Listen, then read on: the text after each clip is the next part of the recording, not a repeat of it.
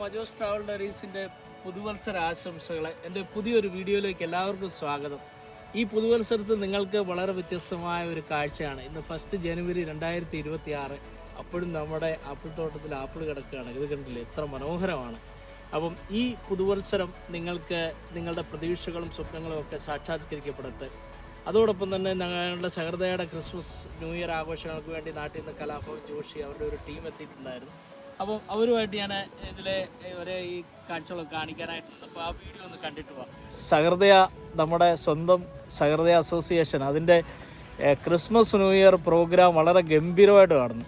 അതായത് നക്ഷത്ര രാവ് 2025. അതിന് നമ്മുടെ ഗസ്റ്റായിട്ട് എത്തിയതാണ് നമ്മുടെ കലാഭവൻ ജോഷി ചേട്ടനെ, അതുപോലെ തന്നെ പ്ലേബാക്ക് സിംഗേഴ്സായ ജ്യോതിഷ് ചേട്ടൻ, അതുപോലെ രാജേഷ് അടിമാലി.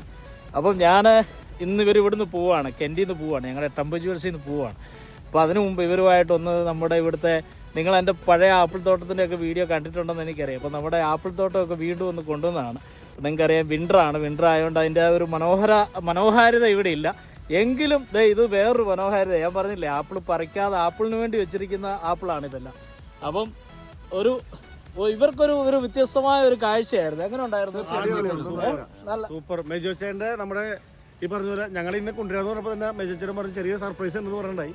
അത് ആപ്പിൾ തോട്ടമാണെന്ന് ഞങ്ങൾ വിചാരിച്ചില്ല. എന്തായാലും ഇനി സർപ്രൈസ് ഉണ്ട് ഇന്ന്. അപ്പോൾ ഇന്ന് ഇവർക്ക് ഇന്ന് വളരെ സണ്ണി ഡേ ആണ് നമുക്ക് ഇവിടെ കെൻറ്റിൽ.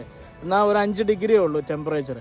അപ്പോൾ ഇവർക്ക് ഒരു നല്ല ദിവസം നിങ്ങൾക്ക് ഇന്ന് നമുക്ക് കൊടുക്കാമെന്ന് വിചാരിക്കുകയാണ്. അപ്പം എല്ലാവർക്കും ഇഷ്ടപ്പെടുമെന്ന് വിചാരിക്കുന്നു ഈ ഒരു ചെറിയ വീഡിയോ. ഹായ്, എല്ലാവർക്കും നമസ്കാരം.